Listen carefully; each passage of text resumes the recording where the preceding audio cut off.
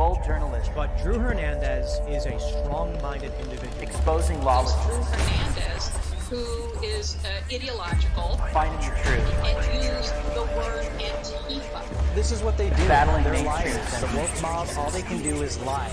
These are the front lines.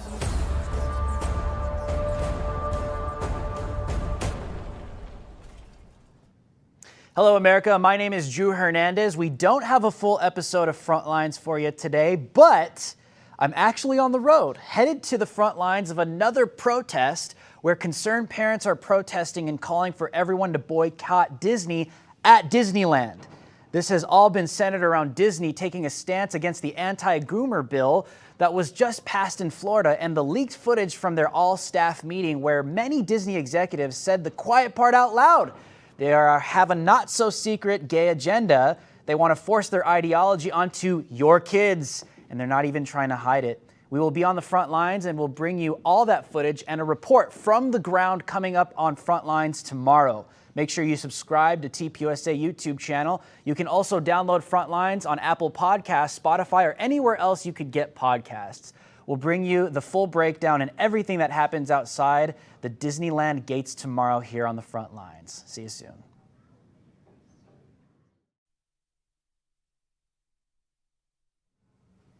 Well, thanks a lot, Drew. Stay safe at Disneyland, and we'll see you tomorrow. But everybody, welcome to TPUSA HQ in Phoenix, Arizona. This is what we're covering on today's show.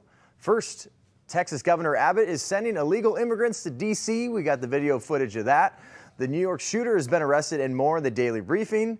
Next, our guest and I explain the importance of grassroots activism. Then we'll discuss if Elon is truly the free speech savior we think he might be, and how Twitter employees are absolutely losing their minds since he bought a major stake in the company. And finally, the weirdest, wildest, wackiest, wokest content we found on the internet and What in the World Wednesday, followed by a few influencers coming under fire for saying that abortion is worse than the Holocaust. And one last thing. All right, the wait is over. TPUSA Live from HQ starts right now.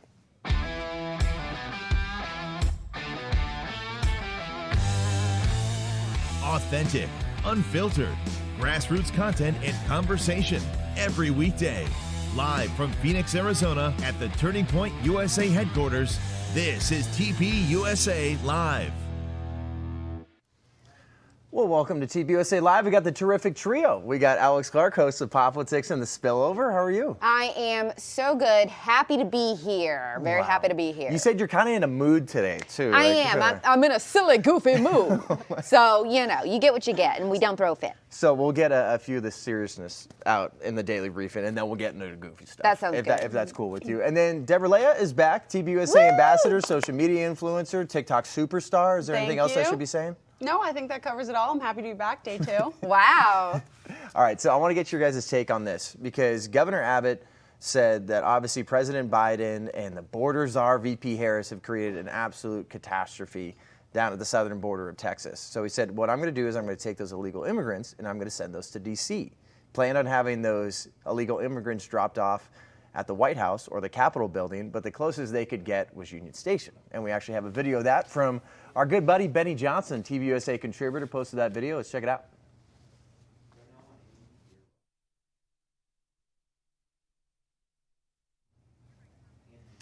And then obviously you're seeing a lot of these illegal immigrants that are coming off the bus here. Fox News was reporting there's about 2 to 3 dozen immigrants that were on board, and obviously you're going to see them like shaking hands, and a lot of these people, like, obviously you don't know their background at all, but they seem kind of like happy to be here, and it doesn't seem like this is kind of owning the libs like Governor Abbott thought he would. Oh, you don't think so? I don't think so. I think it's funny.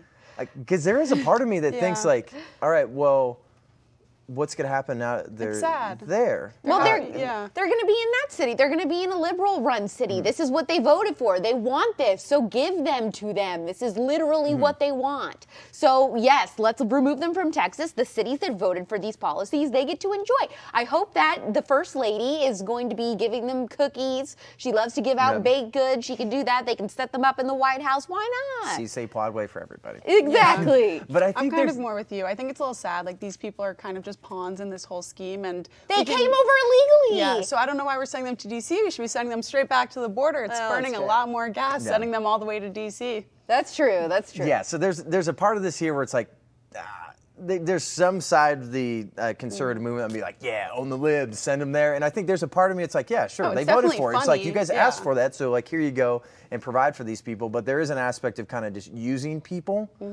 That But I don't think feels it's like, using them. It's the Biden administration who doesn't want to deport them. They want to have this like basically open border policy, let as many people in as possible. So we can't just send them back. I mean, that is obviously the right answer, but we can't. So if that's the case, if we're stuck with them, then I say put them in the blue cities. Yeah. And then that's exactly what Governor Abbott was saying he was doing. So he tweeted this out just a few hours ago, definitely telling people this is why I did this and this is what happened. We'll throw up that tweet there.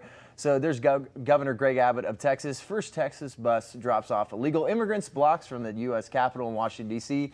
President Biden refuses to come see the mess he's made at the border, so Texas is bringing the border to him. See, the other thing is that Texas is a border state. Yeah. So Governor Abbott has to deal with the repercussions of this on a daily basis with his state. President Biden is in the special bubble of DC. He doesn't actually get to really see or experience these implications. So I think it's genius. Yeah, I think they'll also get a taste of what they're voting for. And the people of Texas definitely didn't vote for this. They try every single day to defeat crime and keep their own properties and families safe. And I think it'd be a great thing for people in D.C. where they don't get to experience this every day to realize how awful this is and maybe question what they're voting for. Exactly. Sheriff Lamb was talking about that yesterday, how there's so many people in states like on the East Coast or something, they just don't know. You they don't have no see idea it, what it's ever. like. Obviously, we're here in Arizona, so we get to talk to Sheriff Lamb, and we understand that. Like, I was in Southern California for a good amount of my life, too, so I saw a lot of that happening, but people are just desensitized to it because they don't have to worry about it. But I feel like that's a lot of our culture, too. It's like, it's not really my problem. Like, hopefully you guys figure it out. And that's exactly what the federal government's doing right now, too. Yep, absolutely. It's all right, so if you guys are planning on traveling soon, you plan on going on a plane? Going Yes. home a few days. Yep, I have to travel this weekend and next week. Actually, like the next 5 weeks in a row, I'm flying. Well, you guys are traveling, and I'm sure everybody tuning in, you might be doing some traveling. You're going to have to wear a mask for a little bit longer. Love that for us. Yeah, they pushed it back a couple weeks.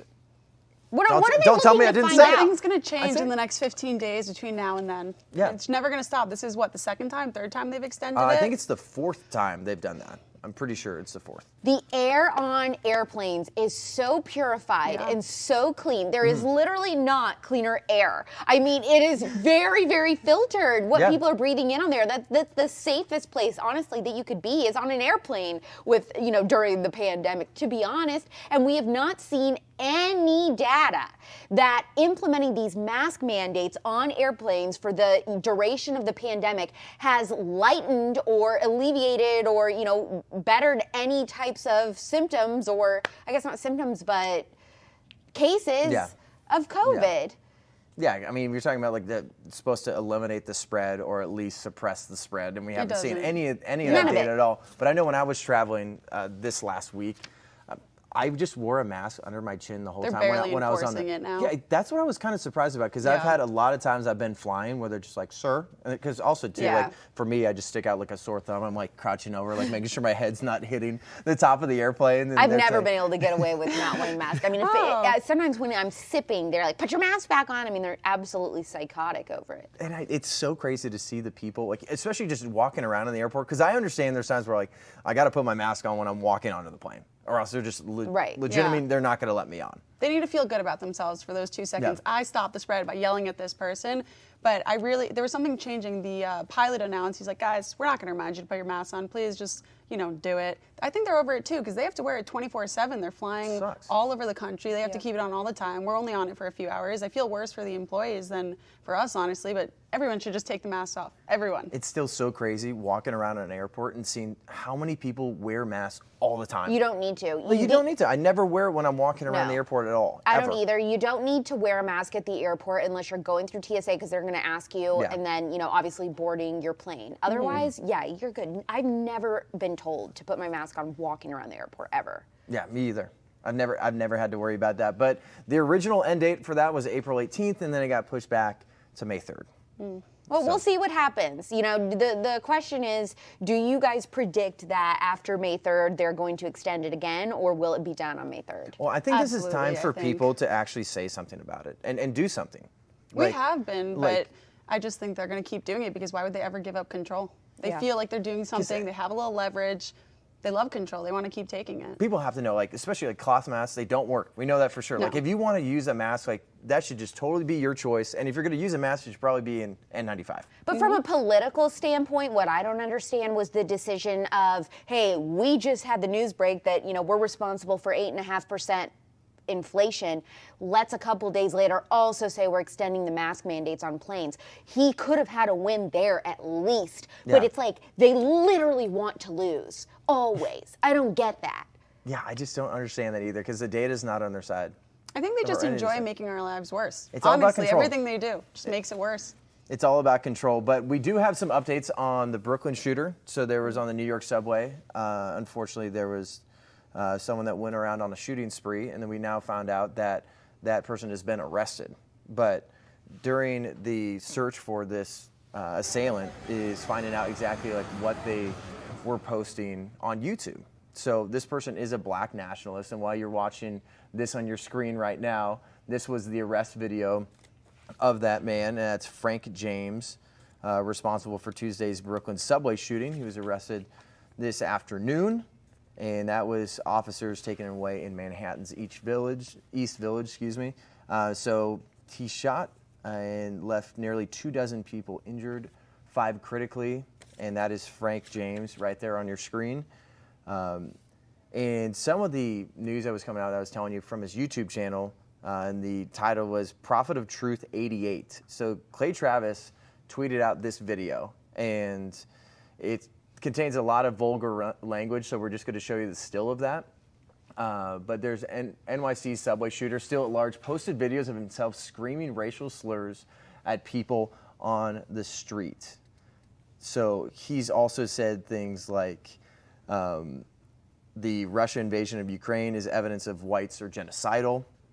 He's talked about noting about what's potentially going to happen basically just telling people he was going to do these things. And another thing too, in an April 11th video, he said drastic action is needed to change things.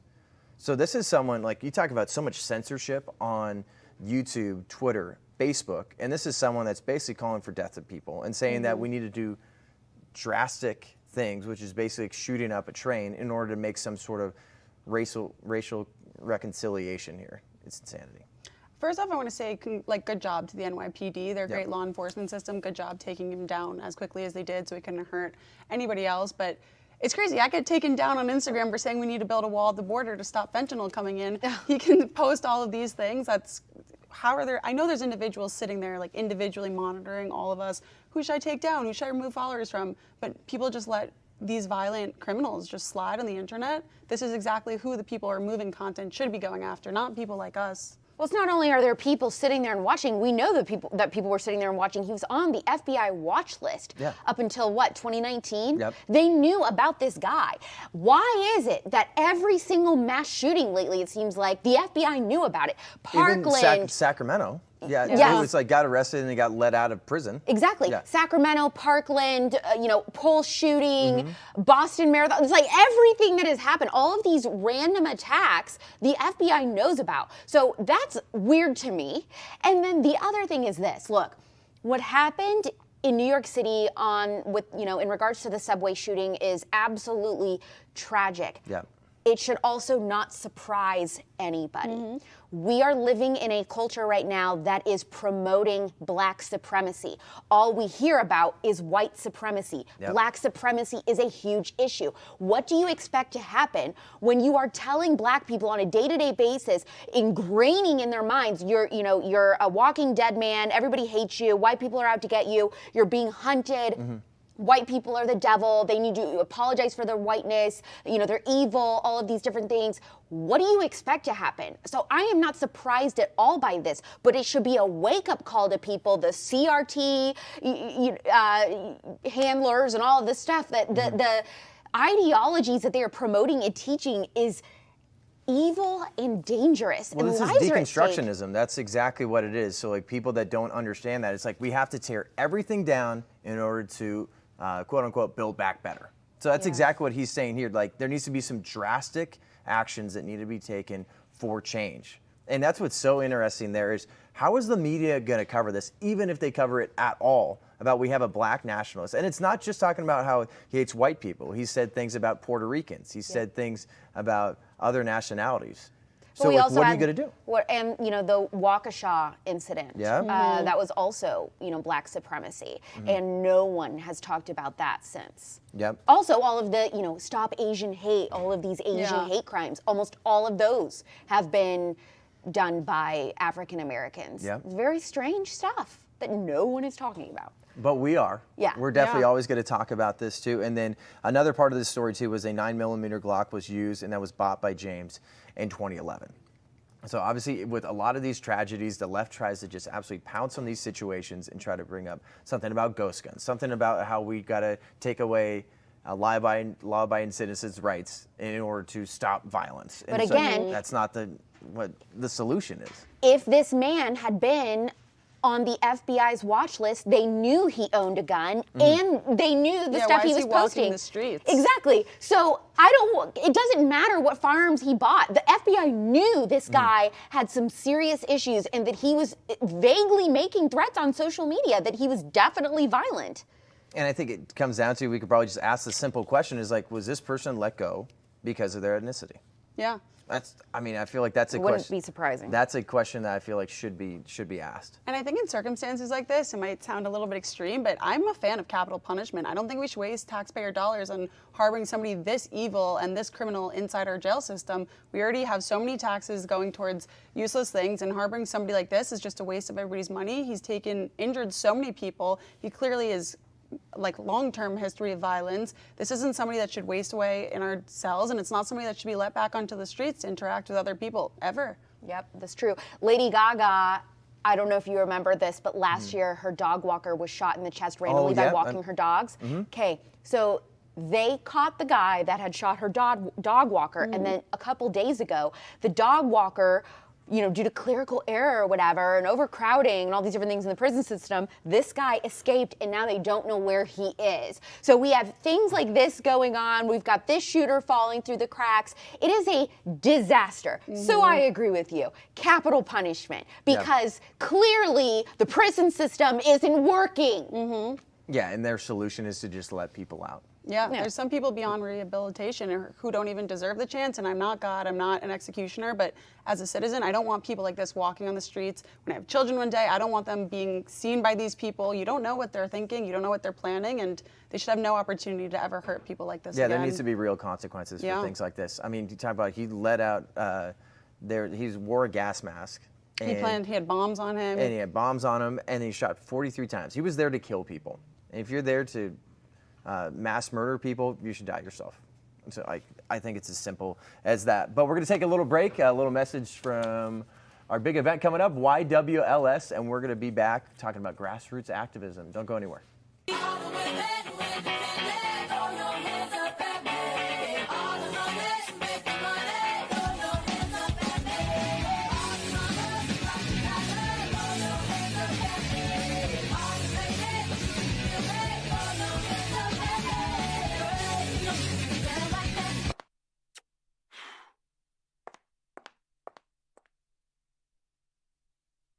Dang, okay, Alex Clark. Hey, she cleans up nice. Okay. For YWLS, you can expect I will look a little nicer than this, but hanging out on the couch, I'm just chilling. No, you're cash. Yeah. You're in a mood today. I know. Yeah. Got some outfit inspo for the event. I'm very excited to shop for it. But we both did green and white today, so uncoordinated. And for everybody just tuning in, we got Alex Clark, Debra Lea, and I am John Root. Also, YWLS. If you don't have tickets already, you can go to tpusa.com/YWLS and use promo code Politics. It is 50 days away. The event is 50 days away officially today, so you do not want to waste any more time. Let me tell you something. With inflation, flight prices and everything are insane, so it's better to get that sooner rather than later. And once we reach capacity, the window for applying for the event is done. So it doesn't just stay open till the end. As soon as we reach capacity, it's over. Time is now, ladies and gentlemen. Do that once again, tpusa.com/YWLS. All right, let's talk about grassroots activism. That's what we're all about at Turning Point USA. And there's a lot of stuff that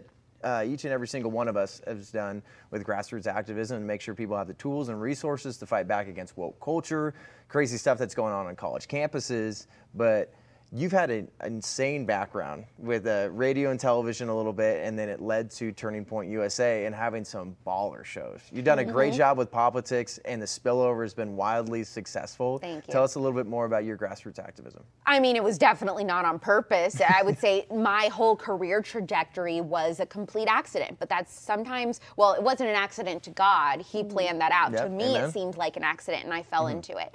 However, I was just a normal person who was fed up with the censorship that I was starting to endure at my job. And ironically, that was talking for a living, and I'm being censored behind the scenes. It was constantly a slap on the wrist of, don't say this, don't talk about this, you need to hide your conservative views more. And I just was like, dude, I'm on a pop culture morning show. Like, it is my job to be 110% transparent, sharing every single part of my life.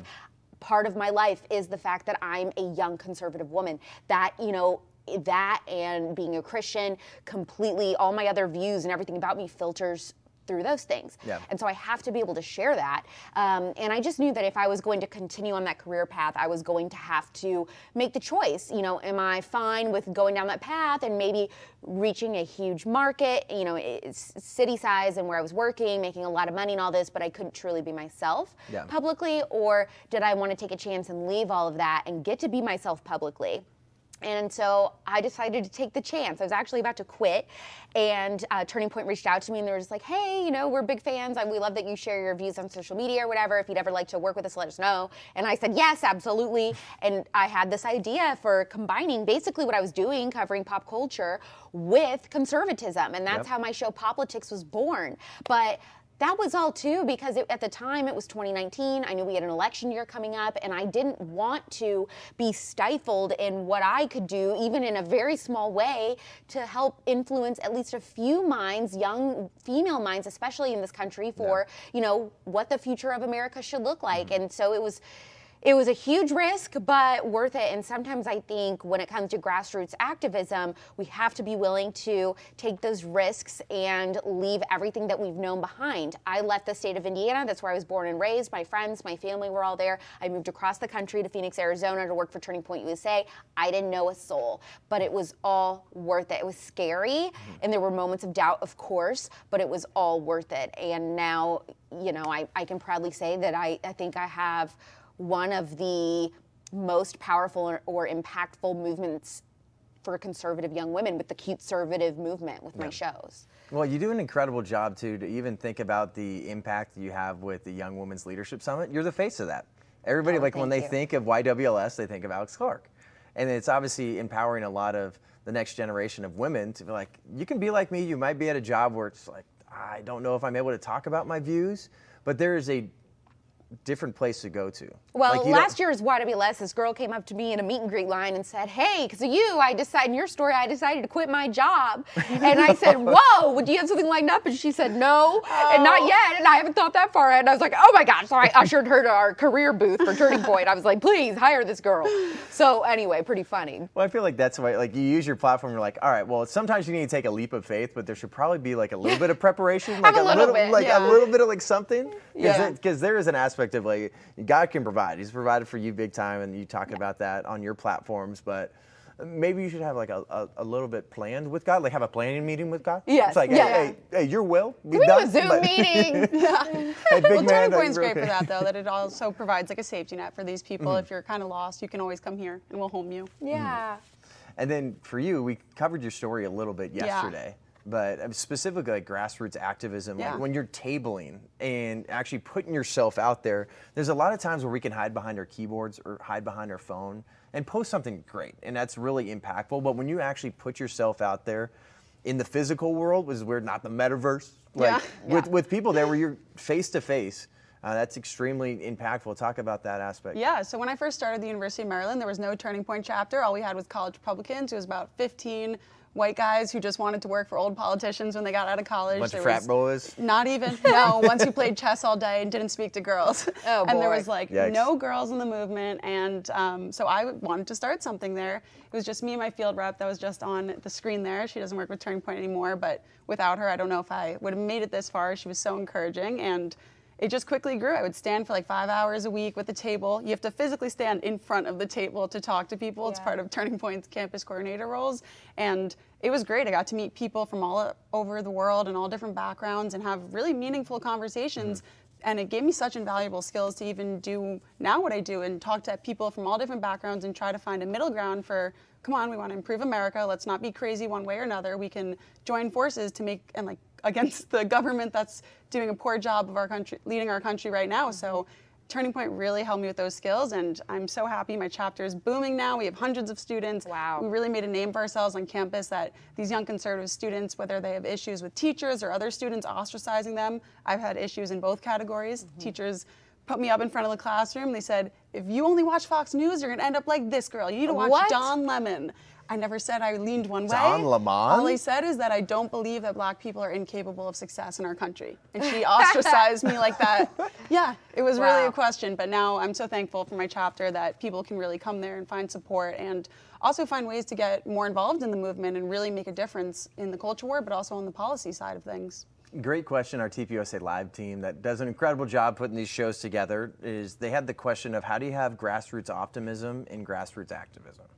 I think it comes with the territory. When you talk to people, we love to see on social media branding people a certain way, or it really feels like the most extreme people are usually the loudest because I think they want to be not as much of a minority. So the people that believe in these crazy ideas, they scream them all over the place because they want to make them, it's like they're trying to make fetch happen. It's never going to happen. Right. Socialism's never going to happen here. But these people, they scream so loud and it can be overwhelming on social media when you see them all the time. I know we're doing reaction videos, but a lot of people really feel like that's the whole world and that's everybody and normal college students. But if you really put yourself out there, you go into a mixed environment, somewhere that's not a complete bubble. College campuses are a bubble, but at the same time, they're so diverse. There's people from every single circumstance you could ever imagine.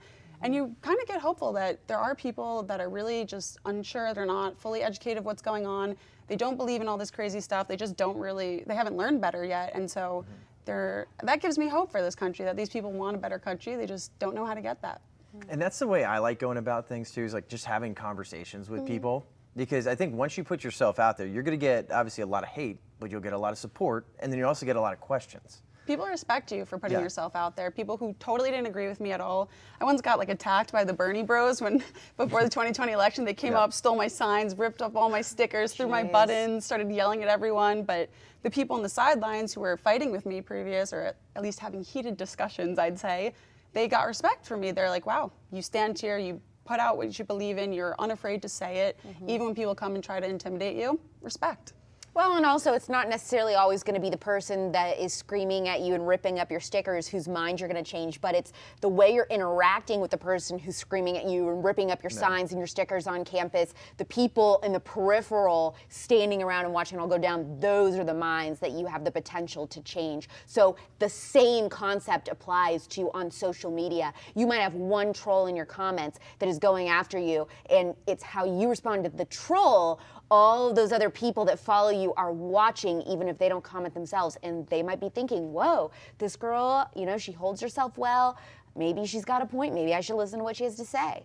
Yeah, and there's also times too with like obviously social media for us, like we can't respond to everything, but there is that aspect of just this grassroots activism that you can have a lot of conversations with people in person.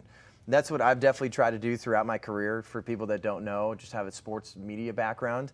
I was working for the San Jose Sharks for about 5 seasons. I've worked for about 5 different teams throughout my life. And then ended up getting to a point, the pandemic hit. I moved out here. I had no idea Turning Point USA HQ was here. Like I've been following Turning Point for a while, but I moved out here because I had some buddies that were like, you're still hosting things virtually. And I was working for a few different teams and then a big sports merchandiser. And then it got to a point where I got canceled for not wearing a mask at the gym the day that Governor Ducey said, you can decide for yourself. And from there, I think I just started to realize, like, all right, like, I've already had a lot of conversations with people in person about politics, and then politics just flooded sports. But I'm like, no one's really bringing up the conservative aspect of these conversations in sports. What do you mean that you got canceled for not wearing a mask at the gym? So I was working for a company called Fanatics, which is the major sports merchandiser. So like anytime you go to a sports game, you'll probably see their team shop, and it says like Coyotes team shop powered by Fanatics, or a Fanatics experience. So I was hosting a show with them where I'd interview all their athletes. And then they decided to disassociate from me after having a relationship with them for years. And because you wanted to breathe air. Because I wanted to breathe air. And basically in my caption. You're so evil. Oh my gosh, I know. I'm the worst of the worst. Look at me, right? This is what the worst of the worst looks like, right? And they gave me a call and they said, you're not going to be hosting the next show. And they told me it's a decision that's been made by higher ups. And it doesn't seem like you were properly vetted. And I was like, what are you talking about? Properly vetted? I was You like, work there? I was like, we've had a relationship for years. And they never gave me real answers about all this, and kind of kept me in that limbo period. And just like what you guys just saw on the screen, I got to a point where like I felt like the only people that were talking about the conservative side of sports. I don't like politics in sports, but you might as well hear the right side of the conversation. Of course. Another side of the argument that you're not getting from ESPN. Yep. So Clay Travis was doing it well. Jason Whitlock was doing it fairly well. And Outkick the Coverage, Clay Travis's company, was probably the only one that was really covering it. Because I didn't see, Turning Point wasn't really covering sports that much. Daily Wire wasn't. Fox News did a little bit of stuff, but there was nobody young that was doing it. And for me, I was like, all right, let's figure out a way to talk about this aspect of culture and make a difference, because there's so many conversations that just get drowned out because there's no platform made from this other side of the aisle. Yeah. So that's why it started Breakaway. I think it's been successful. Went out and to the swim meet and try to do a little bit grassroots activism out there, talking to Leah Thomas supporters. I mean, stuff like that impacts me way more than a bunch of likes on social media or a bunch of comments or something. Like that's why for me, I probably didn't start caring about social media too much until probably like this year, because I realized like a little bit more. I always realized the branding aspect. For me, I was like, I just kind of enjoy having conversations with people in person. Yeah. And then I also had like the San Jose Sharks or the Golden State Warriors or NBC Sports like engine behind stuff. So it's kind of like, all right, I'm just happy to do my job and do it well, and I don't feel like I need to focus too much on my brand. And now that I've focused on that a little bit more, there's a lot of people like, thank you for bringing this stuff up. And I think it's made a huge impact and been a lot of tough conversations, but definitely a lot of impactful stuff. So hopefully that inspires a lot of you guys to kind of just get out into your community, start asking those questions, have it with your friends, your family, your coworkers, everybody. And two, where can people go if they want to like become a chapter president, or they want to just you can reach out to Turning Point. It's an actual job for people my age, because I think that will give people a sense of responsibility. Yep. It doesn't have too many hours requirements, but you do get paid. You can reach out to Turning Point. You do a simple application. You should look, if your college already has a Turning Point chapter, get involved. I'm sure there's an Instagram, or on your college website you can usually look up the organization. If you go to the University of Maryland College Park, you should join my chapter there. I still run it. But if you don't have one, it's pretty easy to found your own chapter. Turning Point supplies you with every single thing you would need, total network of resources to help you in every single aspect. But something that I think you two are showing people my age is that if it doesn't exist, make a room for yourself at the table. There was no pop culture politics situation. There was no conservative commentary on sports. People need to just take what they love and run with it and find a way to make it work, whether it's makeup. We saw Amanda Ensing making it political. She's done a fantastic job being a great role model for like the YouTube beauty community world after she lost her collaboration with Sephora over voting for a president, you know? And so whatever your passion is, you can make it in this world, and you can empower people through that. That's so good, yes. Boom, I love that. Couldn't agree more. We got a message from our friends at Patriot Mobile. Then we're going to be back to answer the question, is Elon Musk the savior we think he is when it comes to free speech? Don't go anywhere. We'll see you in a second.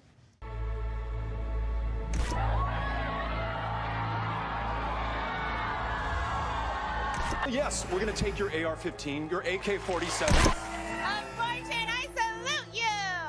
Women, if you need an abortion, get one! You said police defund!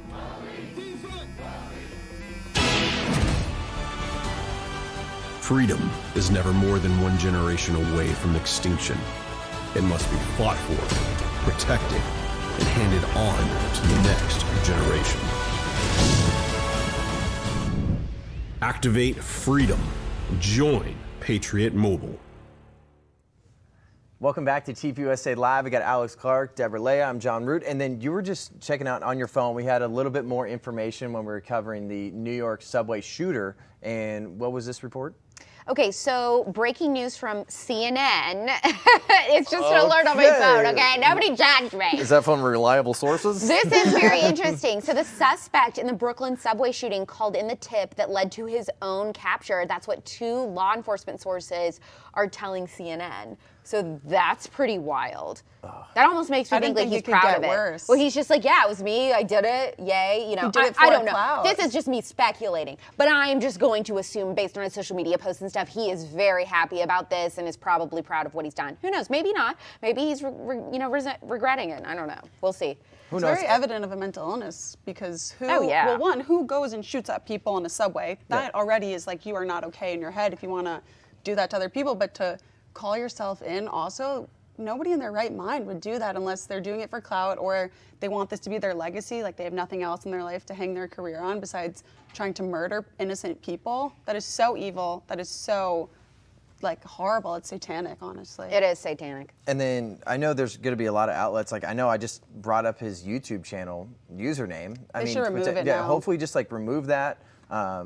And they like, or at least demonetize that because who knows what could happen there. There could be like some bunch of crazies out there that start watching these videos and then YouTube could end up using this to make money for themselves, which would go straight to him. So hopefully they do what they need to do. But all right, Elon Musk. Obviously, we heard the news that he is not going to be joining Twitter's board.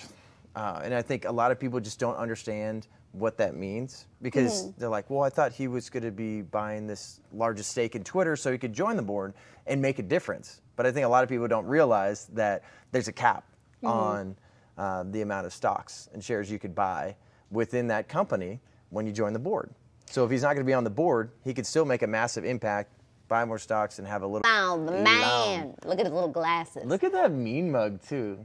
Oh yeah, he's not playing around. I like that he puts his money where his mouth is, literally and figuratively. Yeah. He does exactly what he says he's going to do, and he got a little bit of flack for not joining the board, but we were talking about it earlier that your stock limit's at around 14.9% if you were to join the board because they don't want any one board member to have a significant amount of power over the rest of them. So by not joining the board, he can still have a lot more control over what's happening, and I think it was such a smart decision. I don't know exactly what he's going to be able to do to help bring us back. I don't think he gets a magic, you buy stocks and then all of a sudden you get a magic unban people button and he can just go through unbanning, giving us all of our accounts back. But I really do have hope for him. I think his head's in the right place and his heart's definitely in the right place too. This New York Post article was first reporting that Twitter is an absolute shiz show.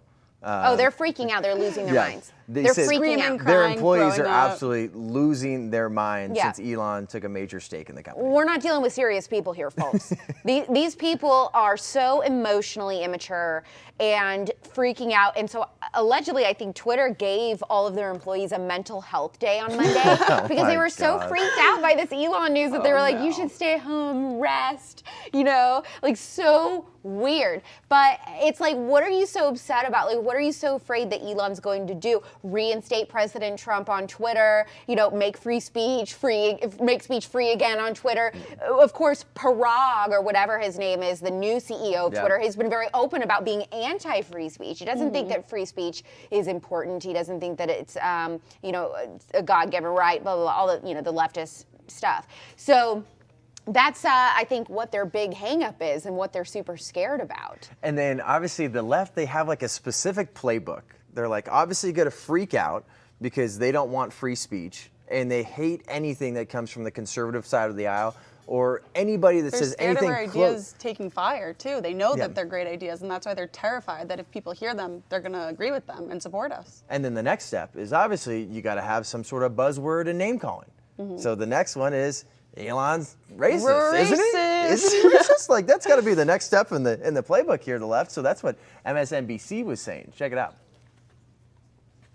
Another bro-fascist is waiting in the wings to defend your right to spew bile online in the name of free speech. And that is coming up next. He is building in Tesla, a documentedly racist company that perhaps reminds him, gives him nostalgic memories of apartheid South Africa where he grew up. He's more than that, an embodiment of what I would say is Twitter's biggest strategic problem, which is a hostile, cruel, dangerous online environment, especially for women, especially for people of color, women of color in particular. I love that we included that little giggle. It's such nonsense that like there's Why is Tesla racist? They're not. Like he didn't give any reason. He's just like Tesla reminds him of apartheid South. They never give reasoning at all because that's where they're going to go. It's like, wouldn't it be kind of like racist to go into someone's nationality and kind of like where they're from to like assume that like, oh, there was some sort of just unsavory thing that happened years ago, so it's like, well, that's got to be Elon. They don't have a reasoning behind this stuff, but Joy Reid doesn't need to have a reasoning. All she's going to do is race bait, and if we talk about a real racist, I was just going to say, Joy Reid herself has, been somebody who has spread hate speech or whatever, and homophobic views online. I mean, she is one of those people. I haven't seen any of that from Elon. And by the way, I don't know who that man was on the news hit there, but he looks exactly like Mr. J from America's Next Top Model. That look has been dead and gone since late 2005. So anyway. You heard it here first. Frosted Tips not in? Frosted Tips. Are those ever coming back? Well, they probably will. Give it like a year or so because everything from the 90s and the early 2000s is coming back. So Frosted Tips, I'm sure, are very close to making a comeback. But he doesn't have frosted tips. He has straight up gray dyed hair. No, and that's not a silver fox right there. All right, we're going to talk about one of our next great events too, Student Action Summer. We're going to talk about how you can get tickets and get registered for that. Little promo codes as well, and then it's going to get into What in the World Wednesday. Calling all based patriots, meme lords, and conservatives, Student Action Summit is happening 2022, Tampa, Florida, July 22nd through the 24th. You don't want to miss it. You'll make lifelong friends, you'll probably meet your soulmate, and you'll be able to network with the biggest names in the conservative movement. Sign up now on TPUSA.com. My goodness, might meet your soulmate there. Benny Johnson throwing out some fire. All right, if you want to get some tickets for that, you can go to TPUSA.com/SAS. You can use promo code JOHN, J-O-N, or promo code Alex. Boom. And then you get a nice little discount for the Student Action Summit where you can be a based meme lord and meet your significant other. That would be incredible. I know. Well, a lot of couples have come out of Turning Point events or working at Turning Point. So that's, he's not lying. My goodness, fingers crossed. Good luck, everybody. May the odds be ever in your favor. All right, What in the World Wednesday is some of the wackiest, wildest, and weirdest content we found on the internet this week. It's not too hard to find, people. We live in a crazy world, and also shout out to our good friends at Libs of TikTok, Babylon Bee, a lot of those great outlets that share this craziness. This first one, pronouns. How many pronouns do we have now? Like, we got like 36 genders, and then now we got 455 pronouns? I think there's a new one every day. Yeah, bug, buggy, and bugger I saw recently. No. Mm-hmm. Bugs Bunny? Well, this one's pretty great. It's Bugs Bunny. Toy and Toy Self. There you go, see?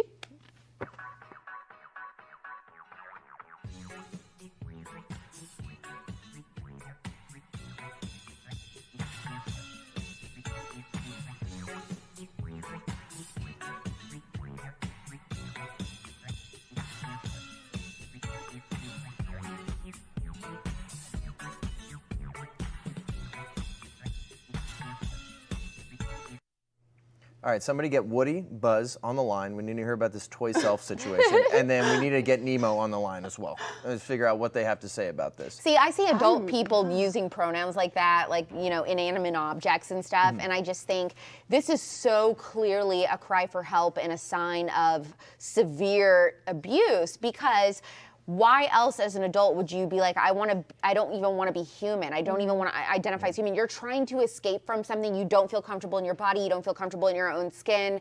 You know, you want to be anyone but yourself. Why is that? What have you endured growing up? That's the immediate thing that I go to. But also, I don't understand how people that just identify, like they're trans and they identify as male or female, how they don't look at people like that and think, dude, screw you. You're literally ruining everything. You make us look like non-serious nincompoop freaks. Yeah. And that's why, like, this kind of stuff, you guys are on TikTok more than I am, but the kind of stuff, you see a lot of this on TikTok, and even seen some news that what is TikTok like in different countries? So I know Joe Rogan covered this on his podcast, and it was fascinating. Really? Talking about what China throws out to their population there, and it's a lot of, like, learned skills. And it's not a bunch of people just shaking it for dollar bills, y'all. It's like Brazil. And then nonsense like this, like they're actually throwing out a lot of stuff that could potentially help the younger generation. I know they had the that was the Social Dilemma people on. I don't know if you guys have seen that documentary, but I think a lot of this stuff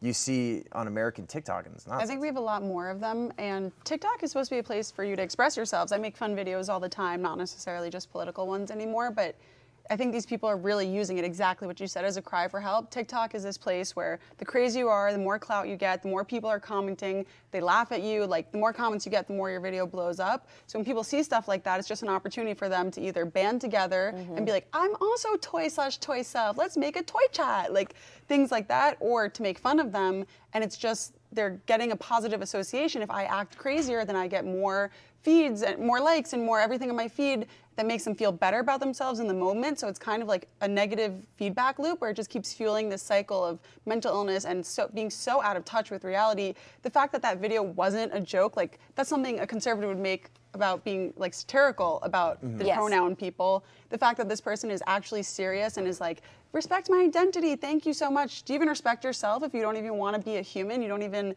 have anything to do, you're a toy or a fish? What's bad with being a human? It's great, we're the highest top of the chain. Amen to that. I don't know why you'd want to become a toy. But this next one, this is a dude that's just out of this universe. Check it out.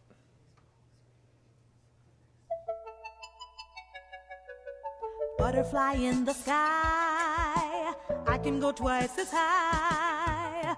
Take a look, it's in a book, a reading rainbow. I've seen this one, I've seen it. That I think is it's probably, Tampax's fault. That's like my favorite TikTok right now. The trend. Yeah, that trend is hilarious. I made one of those myself, and I ended up captioning it with, when you're trying to understand why teachers want to teach kids about sex. Right. And it's this kind of stuff, though. I love the cat little emoji. You guys understand what that means, hopefully. Kids, don't ask your parents until you grow up. So that guy just became transgender like 25 days ago or something. And so he chronicles his life living as a woman every day, and he's really blowing up because of his personality. He's like a very nice person and, you know, always really happy and joyful and funny and stuff. And so I think people are gravitating towards him because of that.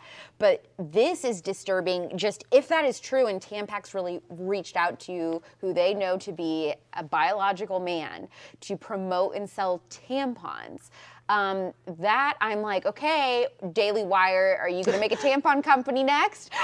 Wow. Because they got the razors. Harry's razors, Brett's tampons. Right, we need. Brett's tampons. Yeah, Sorry, Brett. We're gonna need that now. Where's the conservative? Yeah, I would never buy from them again if they sponsored a man. Like I that is know. just saying screw you. There's so many. I hate when they break it down to just saying being a woman is as simple as either dressing like one or calling yourself one.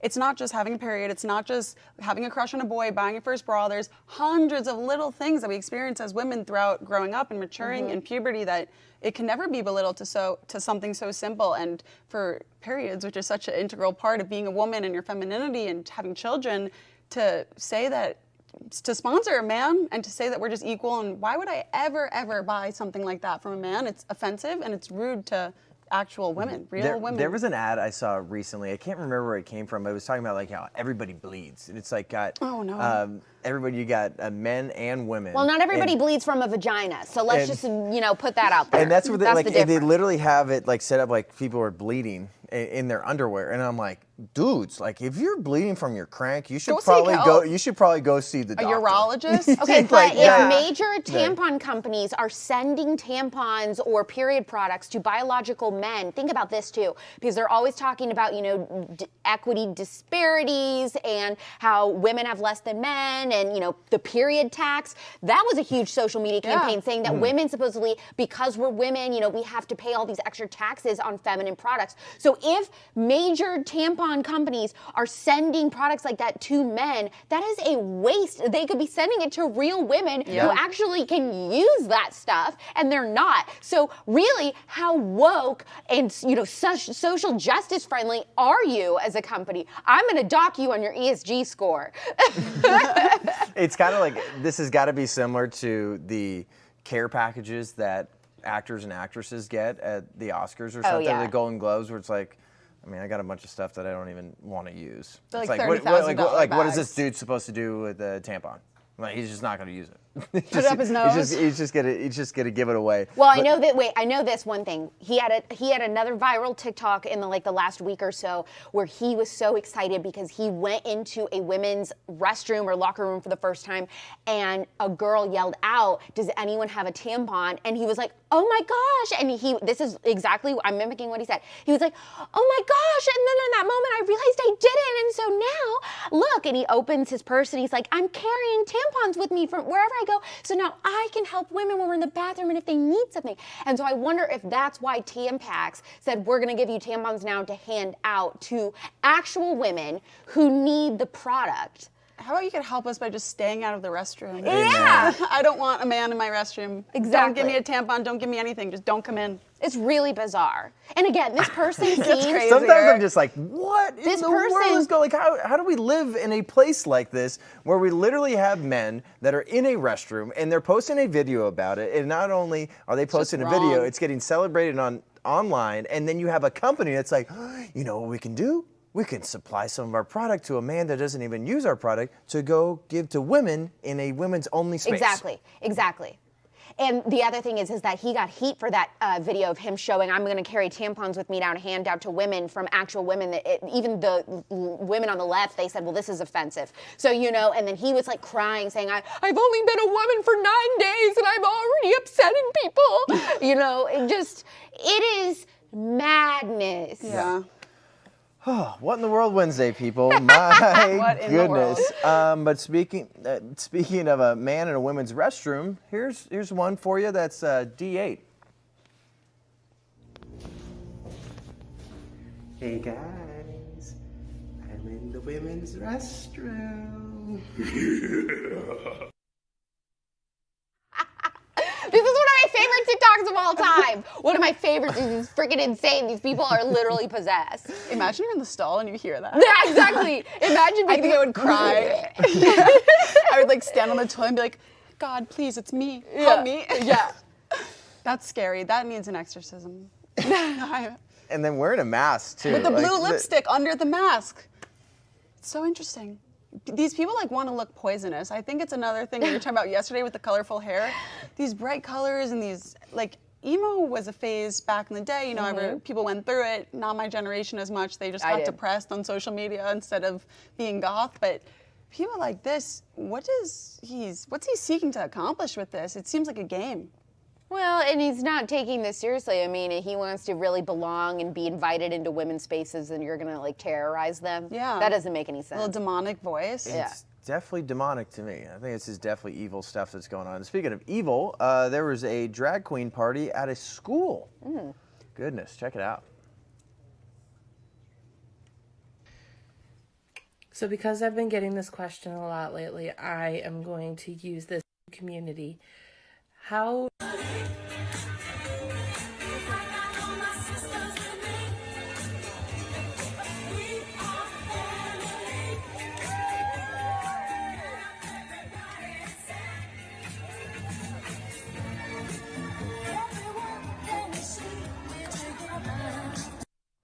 There it is, folks.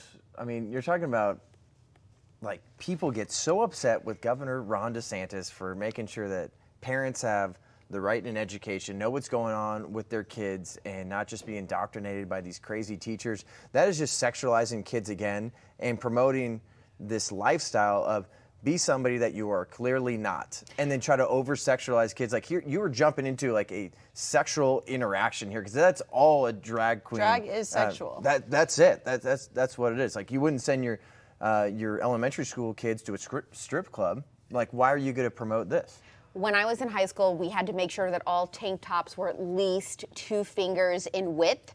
We were not allowed to wear, skirts that were above our fingertips and all this. But I guess if you are a guy who wants to dress as a scantily clad woman in high school, that's allowed. Then all of that stuff doesn't matter. Modesty doesn't matter. They throw you a parade for it. Yeah. We live in a crazy world. My goodness, last take here. So my college is actually doing this right now. Every single semester, we have the homecoming comedy show in the springtime. We've had the best people, John Mulaney, Hassan Minaj. But this year, they decided to do a drag queen show. I don't know why. I don't know if that's really appropriate for everybody, because religiously, I feel like there's a lot of people who wouldn't attend that group, whereas comedy kind of unites everybody. And I just don't see the need for this on school properties. It's such an inherently sexual thing. Most of these places won't even let you in under 21 because it goes hand in hand with alcohol, and they make fun of you and they do all these performances. I don't see a need for school children to ever be in attendance of this. You can't buy a beer. You shouldn't see a man shaking his booty in a thong on stage. True. Amen to that. What a world that we live in. All right, we got a message from our friends at Freedom Square. Then we're going to be back for one last thing.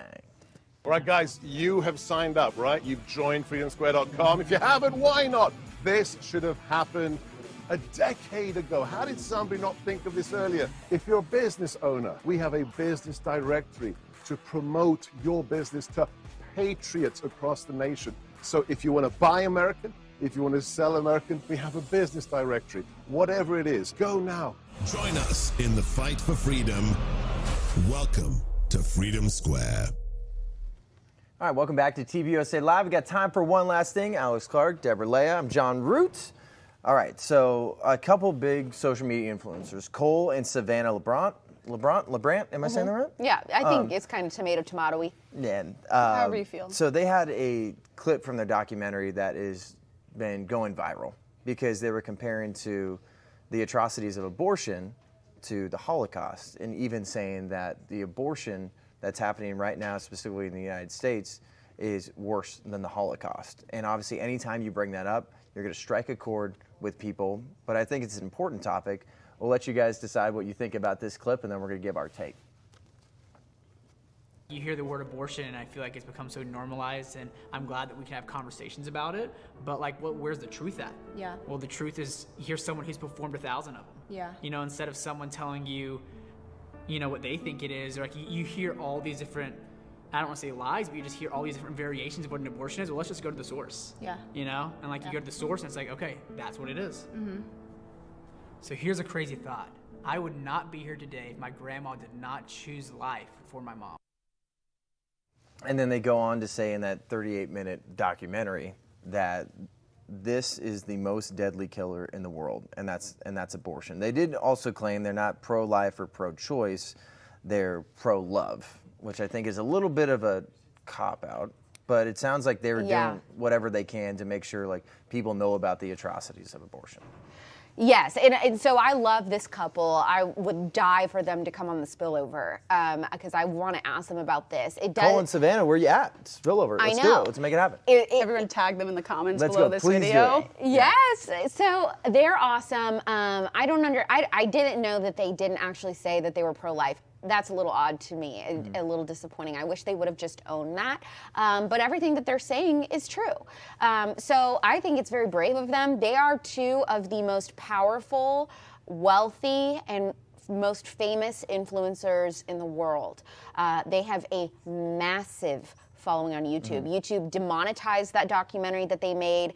Instagram banned. All they did was post on their feed, you know, pictures of the thumbnail of this video saying, go watch this on YouTube. Instagram took those down.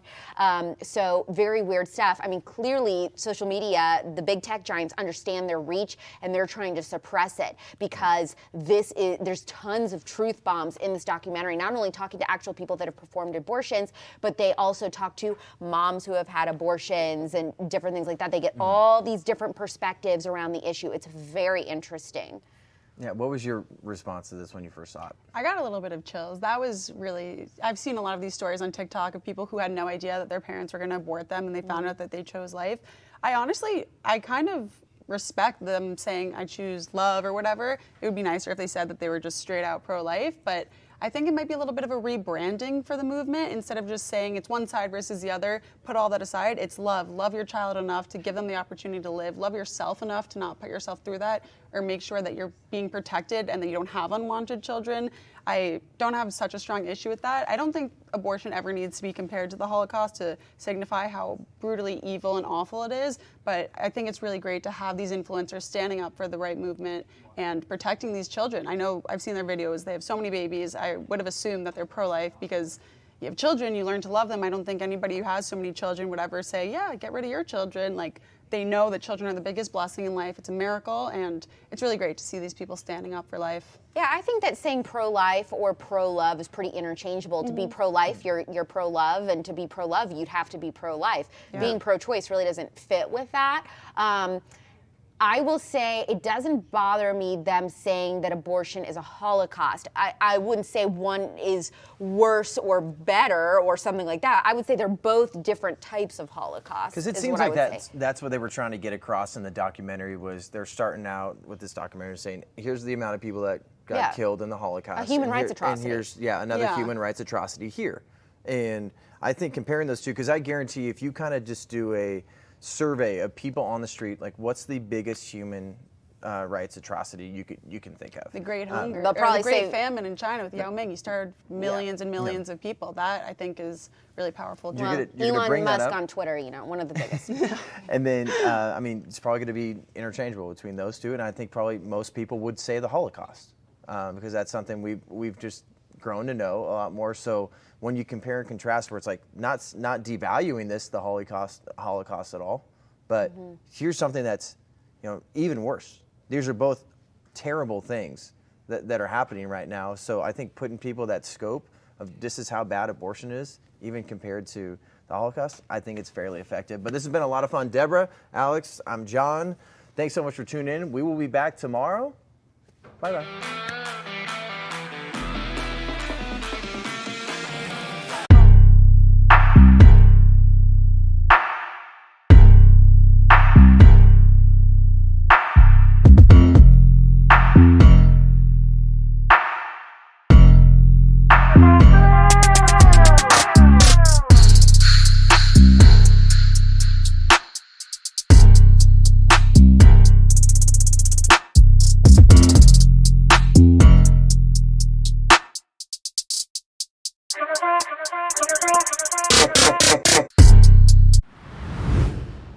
Ladies and gentlemen, welcome aboard today's edition of Human Events Daily, powered by Turning Point USA.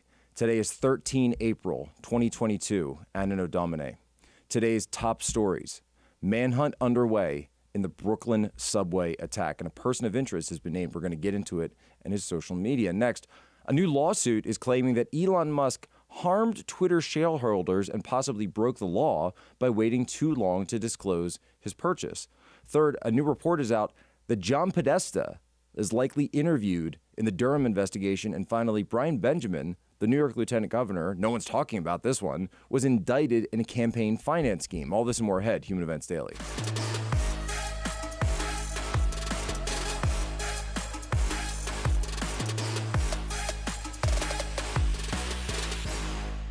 So a horrific situation yesterday at the subway station in Brooklyn, where as people were on their way to work and an attack broke out.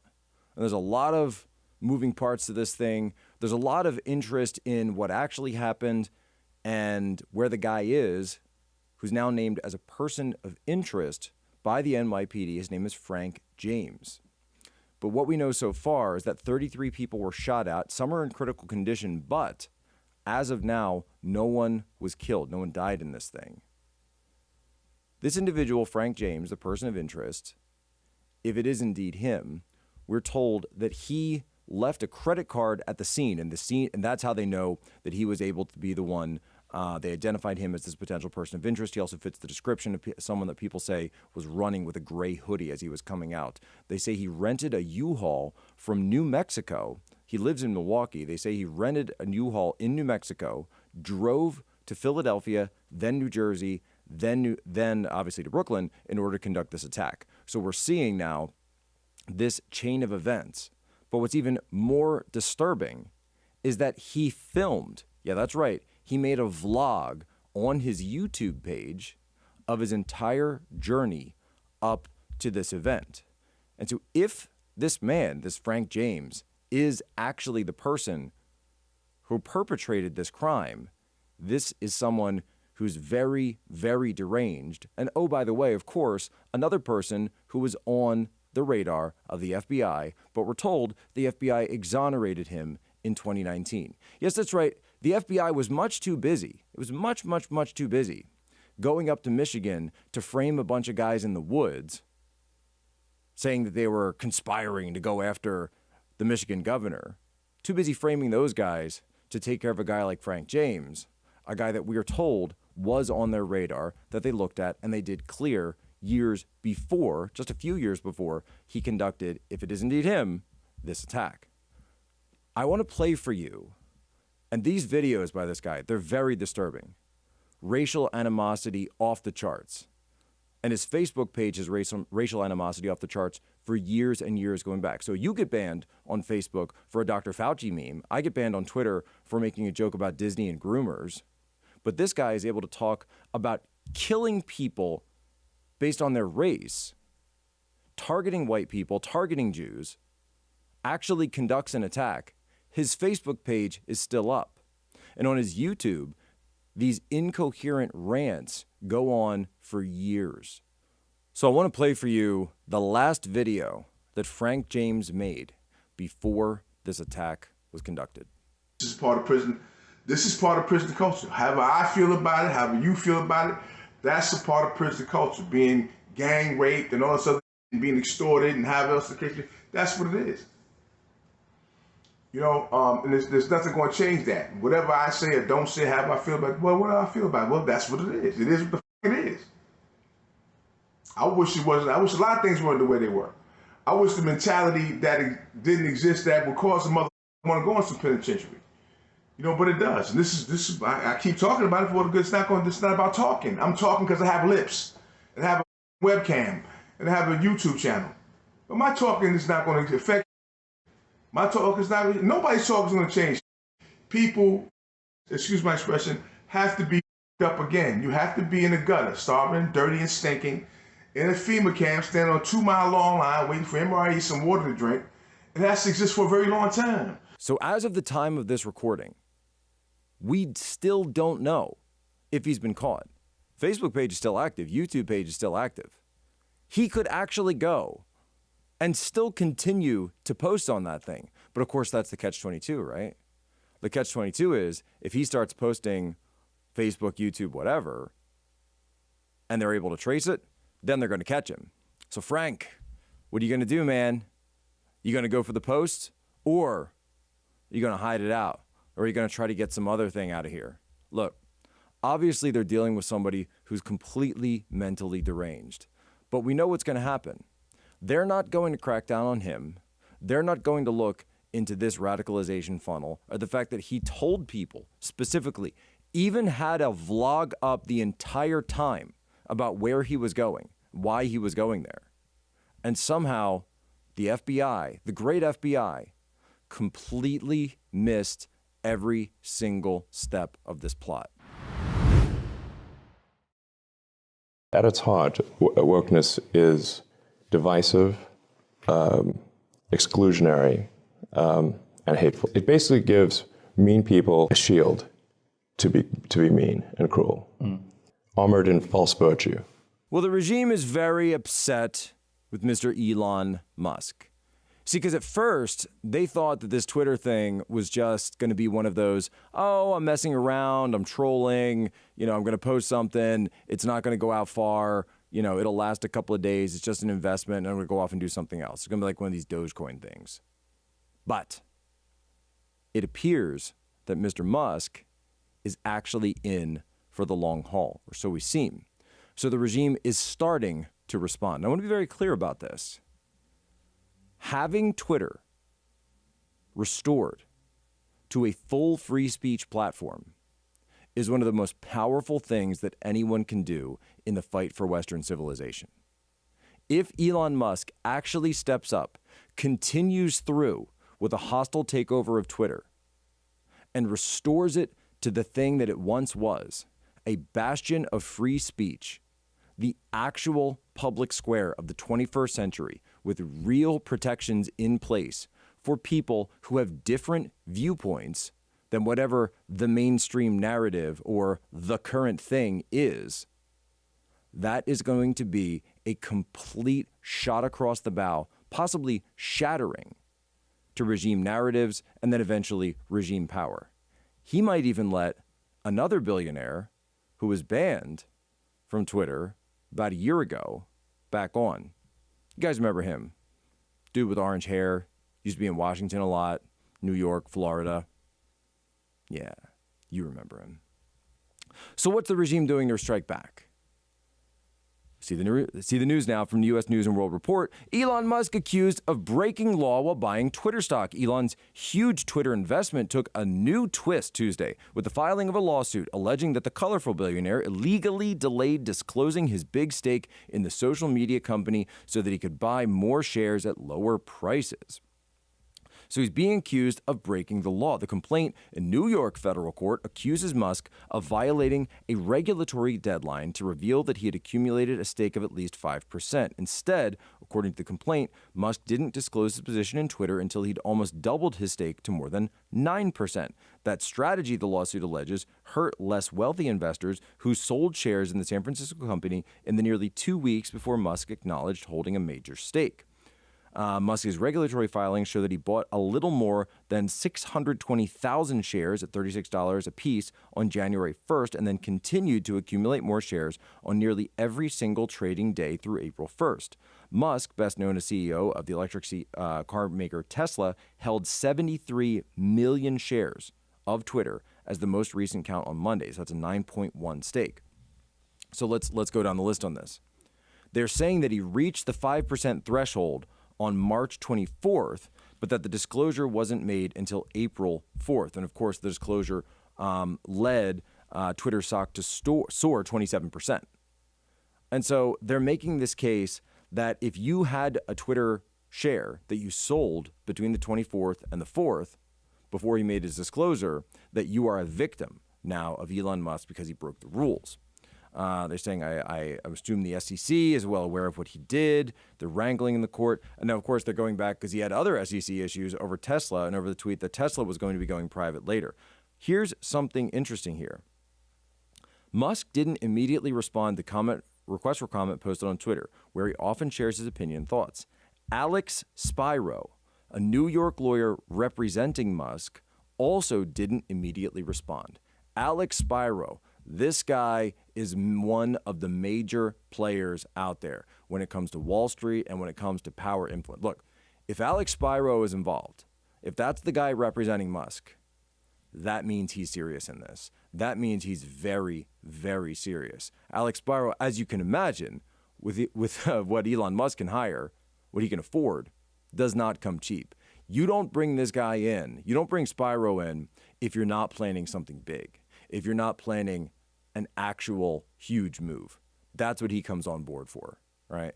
So whatever Elon Musk is planning with this, and I still say that I don't necessarily think he's going to end up doing this whole buyout and taking it private and all of this, but I do know that whatever it is more serious than people are letting on. At the end of the day, having an actual free speech platform that is accessible to everyone from a piece of glass that you hold in your hand that you can sign up for free, and then be presented with information through what I call the democratization of information, that will shatter the mainstream media narrative. And when you see any issue out there, whether it be war, whether it be medicine, whether it be wealth, whether it be the inflation numbers, where the entire uniparty seems to be completely in lockstep, that's when you need free speech. I keep saying this. It's not about left versus right. It's about up versus down. Who has the actual power and influence in this country? Is there a 99%? Ooh, sounded a little bit like Bernie Sanders there. I don't know. Senator Sanders, if you want to come on Human Events Daily, you're more than welcome anytime. So the biggest scandal was when they spied on my campaign. They spied on my campaign. There's no real evidence of that. Of course there is. No. It's all over the place. Leslie, Sir, they spied on my campaign and they got caught. Can I say something? You know, this is 60 Minutes, and we can't put on things we can't verify. You won't put it on because it's bad for Biden. We can't put on things we can't verify. Leslie, they spied on my campaign. Well, we can't verify It's been totally verified. No. It's been, just go down and get the papers. They spied on my campaign, they got caught. No. And then they went much further than that, and they got caught. And you will see that, Leslie, and you know that, but you just don't want to put it on the air. As a matter of fact, I don't know that. Well, of course, it turned out that not only was that completely correct, but now we've got more information into the actual special counsel investigation. I think it's hilarious, by the way. There's a special counsel investigation into the Clinton campaign, into the FBI, into the CIA, our entire national security state, and yet we're not getting the daily drumbeat of leaks from it. We're not getting the daily, because so John Durham, Special Counsel Durham, doesn't have the PR wing, the PR operation that the rest of the media had when it came to Special Counsel Mueller. So he was able to actually paralyze, right, about 2 years of the Trump administration because the media carried all the water from Mueller, which actually in many cases was the point of the Mueller investigation, was to paralyze the Trump administration. But that's another rabbit hole we can go down sometime. But the media, of course, is not covering Durham. So it's up to us. It's up to us, the lowly and powerful, punching way above our weight class guys, the team right here at Human Events Daily, to cover this. And of course, it comes down to the great Technofog. You know I'm going to go to this. There's any Substack that I've promoted, it's Technofog Substack over. You got to check this out. So, Technofog. Special Counsel John Durham continues his focus on the Hillary Clinton campaign. And John Podesta, oh, by the way, has been interviewed. Listen to this. Listen to the latest filing. In addition, according to interviews conducted by the special counsel's office, the Clinton campaign's chair and other high-ranking HFA Hillary campaign officials were not even aware at this time of UK person one's identity and didn't know that he or the U.S. investigative firm specifically had been retained on their behalf. Such witnesses appear to have been generally aware that a law firm had assembled a team to conduct opposition research and claim to have only been briefed to a limited degree on the products and details of that work. What the heck does all of that mean? Who's UK person one? Who's investigative firm? Well, if you've been checking this out, if you've been following us for years like we have, and I broke this down on the Charlie Kirk show, I guess last week when I was on with Charlie, UK person one, that's Christopher Steele. That's Orbis. In U.S. investigative firm, that's Fusion GPS. And Clinton campaign chair, guess who that is? Ding, ding, ding. That's John Podesta, the brother of Tony Podesta, right? And we get, again, another connection to Ukraine and a lot of weird stuff. So when you're looking into this, essentially what they're claiming is the Durham investigation is looking into whether the Hillary campaign or Hillary for America were part of a conspiracy to traffic false information to the FBI and other government entities. And of course, this is why they used the shells, like I was talking about before. This is why they use shells. This is why you do the chain, right? You go through the whole chain. It starts with the Hillary campaign. Then they hire Perkins Coie.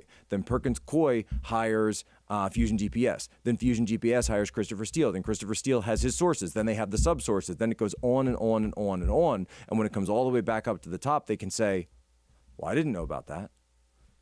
What are you talking about? I thought it was just opposition research, right? They make sure their names aren't on the documents because they know what they're doing is illegal. And that's what John Durham is looking into.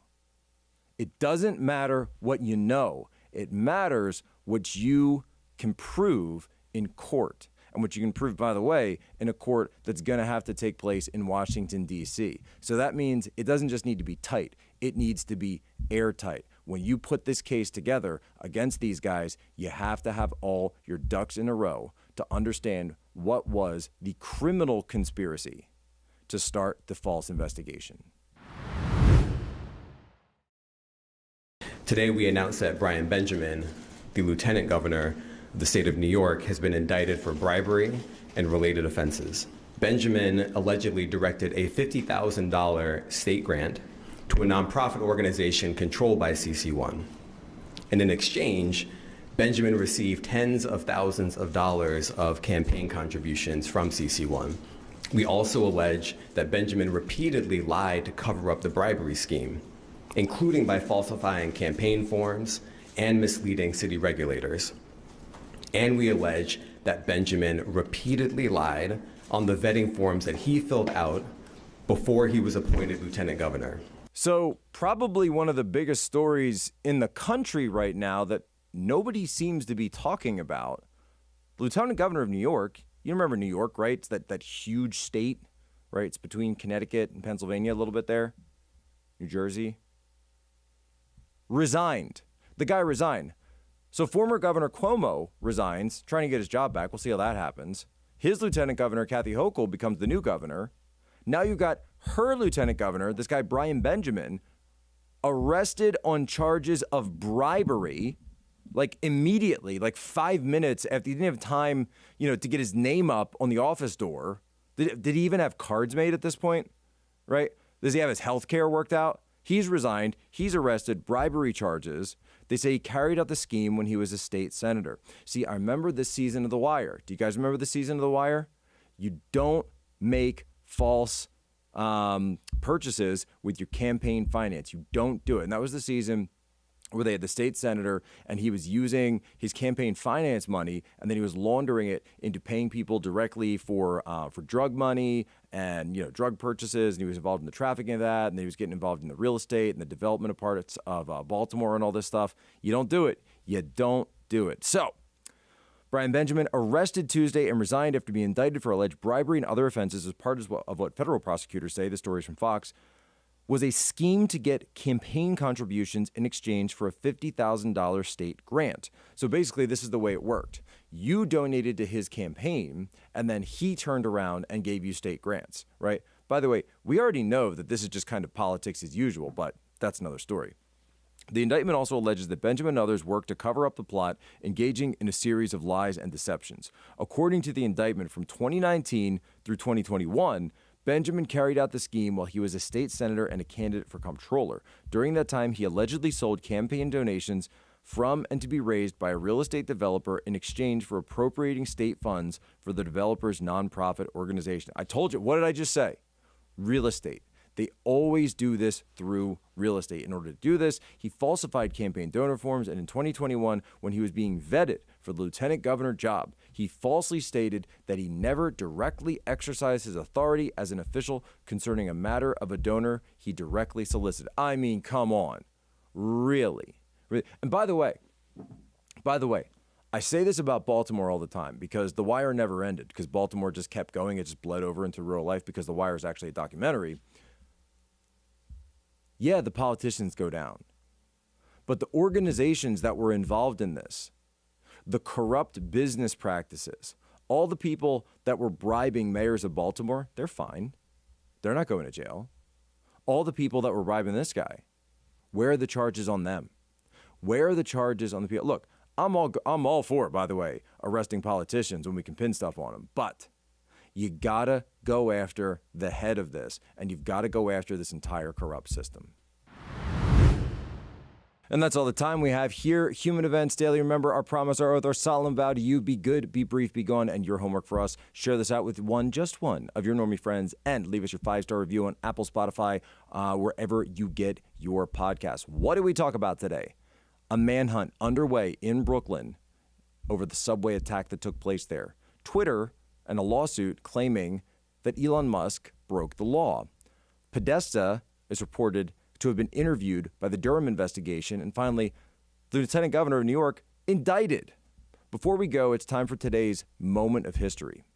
April 13th, 2002, 20 years ago, there was a coup, a U.S.-backed coup in the country of Venezuela. They ousted Hugo Chavez for about 3 days before he was restored to power.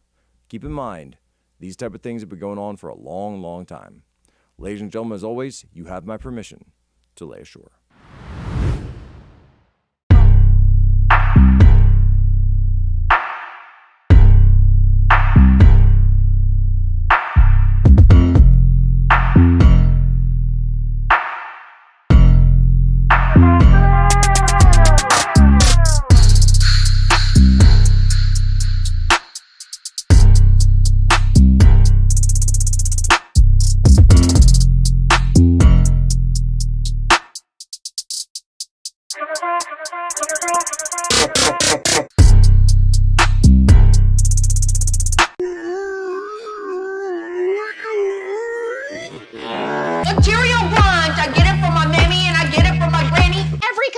Could learn something from me. Be so weird and chaotic that the left stays away because you scare them. Yikes. Britney Spears wins for the strangest and most uncomfortable pregnancy announcement of all time. Did you know that Dr. Fauci is conservative now? He flips again! And Millie Bobby Brown calls out Hollywood for constantly sexualizing her. I'm Alex Clark, and this is Politics.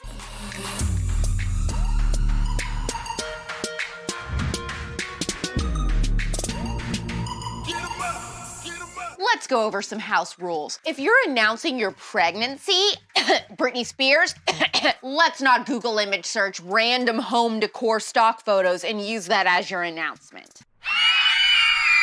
Britney Spears is so freaking lucky that she became a famous pop star as a teen because in reality, she would have been prime for becoming Gary from Teen Mom's Flavor of the Week and getting holed up somewhere like Anderson, Indiana. Her posts scream unhinged Midwest mom and everyone just looks the other way. Sanity is gonna be in aisle 8. Aisle 8, I'm just kidding. That can't be bought. I've tried. No one could even tell what the heck she was saying in her pregnancy announcement at first. Was she pregnant with a real baby? Twins? A burrito? It was like she was drunk texting her best friend at the bar. You know what, on second thought, maybe this is exactly why Britney needed to be let out of her conservatorship. She will be a fun mom. Round 3. I heard that she's actually already started on the nursery. It's gonna be an exact replica of a 7-Eleven. The baby will feel right at home since all she drinks is Monster Energy and bug juice. Have you ever dated someone who made you feel like you were going crazy 24/7? You know, without a doubt that they said one thing, but then the next day, they're insisting that such and such thing never happened, and then it turns into you doing something wrong, and then you're having to apologize because you get in this huge fight, and every time you try to put the puzzle together, nothing makes sense. Meet Dr. Fauci.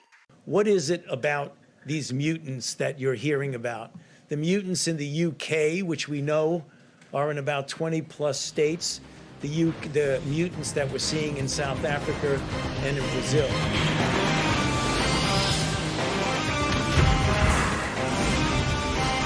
He now says that it's up to us to decide our own risk in regards to the virus and that we need to understand there is no getting rid of the big C completely. We just need to get used to living with it. It's not funny. In fact, it's pretty freaking unfunny.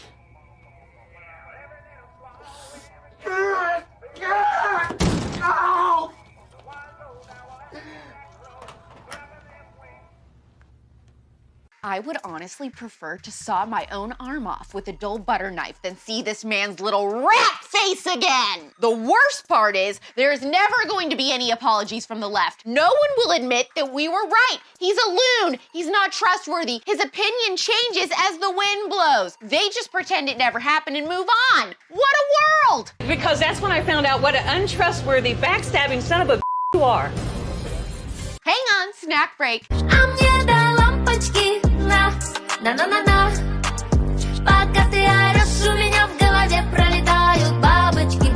Millie Bobby Brown just turned 18 and she's now blasting Hollywood for sexualizing her as a child. Millie became a star at 12 years old when she was cast as 11 in Stranger Things on Netflix. Young lady, you know you have to pay for those. Hey, stop right. Please. You have to pay for those. Stop right there. Thief. She went on the Guilty Feminist podcast Monday and said that now that she's turned 18, she can definitely tell the difference in how the press and media are treating her versus just regular people. It's like all of a sudden she's fully up for grabs sexually and being painted as this sex symbol. Like they've been waiting with bated breath for this moment. But she says she's used to it, which is really sad. She says that before she would get frustrated from the inaccuracy, the inappropriate comments, sexualization, and unnecessary insults that ultimately have resulted in pain and insecurity. Why do you lie? If Millie ever writes a memoir, she should call it The Upside Down of Hollywood. And I better get royalties for coming up with that, by the way. Material Grinch! I haven't made a new Cute Conservatives Jams playlist lately of all the songs I'm liking right now. Should I keep making those or no? Because I have no idea if you are into those playlists that I make or not. Let me know in the comments because I'm not trying to waste my time if nobody likes them. Does that mean? You know what? I play what I want. Please hit the heart or the thumbs up on this episode, depending on how you're watching. Can we all agree that super obnoxious, huge pregnancy announcements are kind of out, but so are really weird stock photo images to announce that you're pregnant? Gender reveal parties, by the way, also extremely out. Comment material grunge in the comments. Also, if you're a real one, everyone needs to DM this episode to your best friend and just say, look how good this snack looks that Alex eats in this episode. I am starving. And if you're on Instagram, tap the save button, please. We're back tomorrow at 4 p.m. Eastern, 1 p.m. Pacific. It's pop culture without the propaganda every single day. I'm Alex Clark, and this is Poplitics. Clearly, Poplitics is best served visually, but you can also listen to Poplitics if you just want the audio. Subscribe to us anywhere you get your podcasts: Apple, Spotify, iHeart, TuneIn, and more. Also, make sure that if you are listening to the podcast version, you leave us a 5-star review. And don't forget, subscribe to Poplitics on YouTube.